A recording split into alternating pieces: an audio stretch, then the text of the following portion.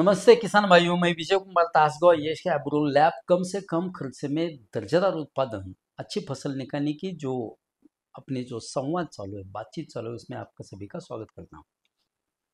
इसी दौरान अभी ग्रेप्स के बारे में हम बात करें। बारिश जोर से चालू है, वाटर मैनेजमेंट हमारे हाथ में नहीं रही, तो ग्रेप्स का जो डेज चालू है अभी 30 to 60 चालू है। इसी दौरान बगीचे में सूक्ष्म घट निर्मित अच्छी होती है, तो उतना सनलाइट नहीं गिर रहा, तो इस हालात में बगीचे में क्या काम करे और कैसे न्यूट्रिशन मैनेजमेंट करे और कैसा जो टॉनिक संजीवक हम बोलते हैं उसको वो कैसा यूज करे, इसके बारे में आपसे बातचीत कर रहे हैं। मैं आपको फिर एक बार विनती करता हूं कि चैनल ज़्यादा से ज़्यादा शेयर कीजिए। देखिए किसान भाई, पहले ये बात समझ लीजिए कि सूक्ष्म घट बगीचे में कैसा तैयार होता है। ध्यान से सुनिए, वीडियो थोड़ा लंबा हो जाएगा लेकिन ध्यान से सुनिए। कैसा तैयार हो जाता है?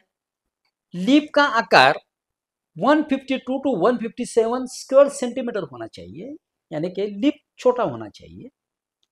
दूसरी बात है, सनलाइट जो गिरती है वो कम से कम 3500 to 4000 कैंडल सनलाइट होनी चाहिए।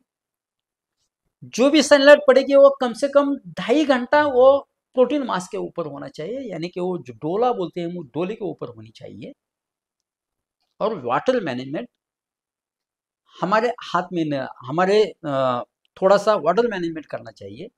और फॉस्फोरस, बोरान, मैग्नीशियम और जिंक, ये 4 मॉलिक्यूल अप लेवल पर रहना चाहिए। उसके साथ में बाकी की मॉलिक्यूल आता है, लेकिन उसके थोड़ा प्लस माइनस हो जाएगा तो चलेगा, लेकिन ये 4 मॉलिक्यूल अप लेवल पर होना चाहिए। इसमें सनलाइट हमारे हाथ में नहीं है और वाटर मैनेजमेंट हमारे हाथ में नहीं है, बाकी सब हमारे हाथ में है। कैल्शियम, मैग्नीशियम, सल्फर और फॉस्फोरस ये हम पत्ती चेक करते हैं और चेक करने के बाद उसका कम ज्यादा मात्रा वो देते हैं। इतना जो सनलाइट गिरती है, इतना जो टेम्परेचर है, इतना जो प्रकाश दिख रहा है, उतना प्रकाश हमारे सूक्ष्म घन निर्मित के लिए अच्छा है, बहुत है। बात रहती है वाटर मैनेजमेंट की, तो इसमें वाटर मैनेजमेंट जब भी हमारे हाथ में नहीं रहती तभी सल्फेट ऑफ पोटेश और सल्फर ड्रिप में से देना है। PSB, phosphorus solubilising bacteria, drip में से पर एकड़ को 3 लीटर देना है। और 0.34 प्लस सल्फर ये ड्रिप में से देना है, यानी कि ड्रिप में से अगर हमने पोटैश, फॉस्फोरस और सल्फर दे दिया तो न्यूट्रिशन बैलेंस हो जाएगा। दूसरी बात, कौन सी भी हालत में पत्ते अच्छी रहना चाहिए।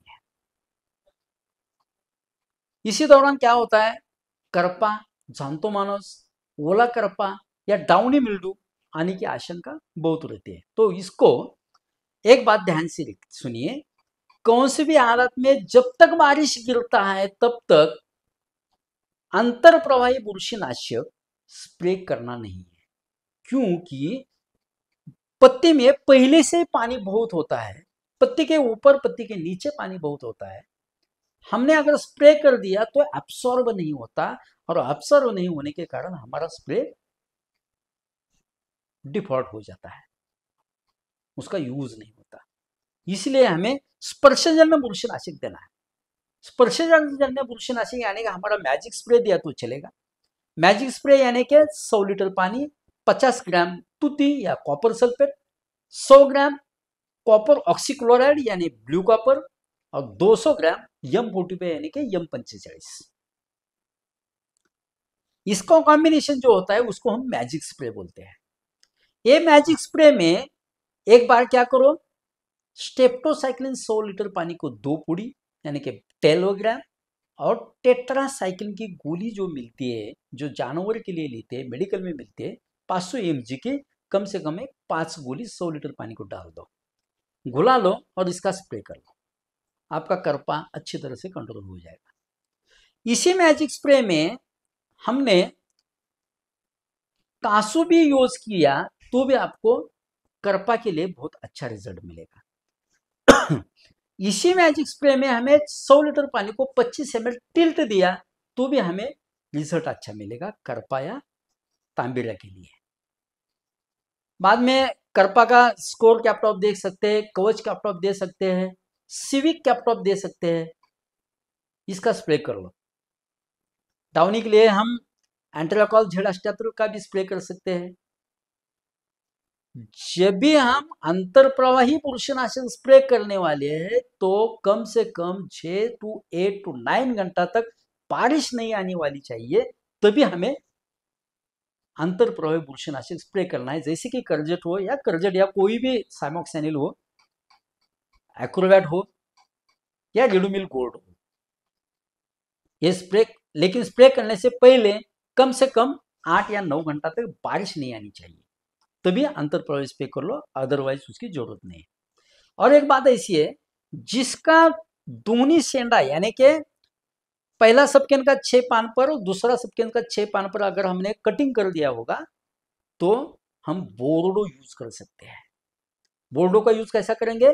100 लीटर पानी, 500 ग्राम तुती, 250 ग्राम चूना मिक्स करके उसको हम स्प्रे कर सकते हैं। इसमें हम 0.050 या सल्फर भी डाल सकते हैं। उससे भी क्या होगा, जिब्रेलिन लेवल आपकी कम हो जाएगी। इसमें हम टिल्ट भी यूज कर सकते हैं 100 लीटर पानी को 25 ml। इसमें हम और एक बात सुनो, 45 to 55 डेज के आजू बाजू हमें इथेरियल 100 लीटर पानी को 50 या 75 ml देना है तो भी चलेगा। 100 लीटर कौन सी भी दवाई में से स्प्रे कर लो। 3-4 दिन में एक बार स्प्रे किया तो भी चलेगा, ऐसी कोई जरूरत नहीं कि रोज स्प्रे करना चाहिए। और एक बात, जो कुछ भी हम संजीवक यूज करते हैं उसमें यूरासिल हो, 6-बे हो, डिवोसिन हो, इथरेल हो, वो अच्छे क्वालिटी का ले लो और उसका स्प्रे कर लो। अपने लैब का, ये शागुरा लैब का हमने यूरासिल और 6-बे दे दिया है, चाहे तो आप वो भी यूज कर सकते हैं। बहुत अच्छी क्वालिटी मैंने दिए का प्रयास किया है। और एक बात ऐसी है, हमारे बगीचे में सूक्ष्मघट निर्मित हुआ है या नहीं, वो पहचानेंगे कैसे?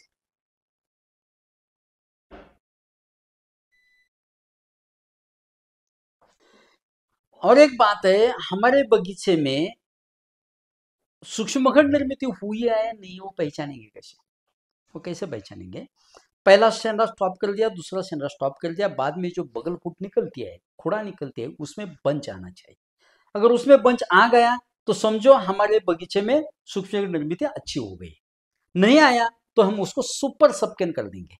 सुपर सबकेन को 100% माल लगता है, सूक्ष्म निर्मित उसमें होती है।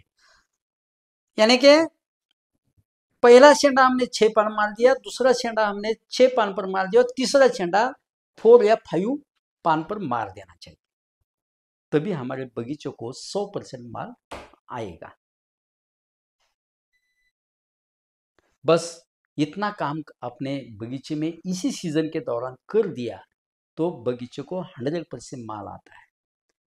बाकी प्रॉब्लम रह जाता है कैन मैच्योरिटी का, तो कैन मैच्योरिटी की चिंता मत कीजिए, उसका एज जैसा बढ़ते जाएगा वो कैन मैच्योरिटी अपने आप मिलती जाएगी। उसके बारे में क्या करना है वो बाद में अगले वीडियो में हम जरूर बात करेंगे। धन्यवाद।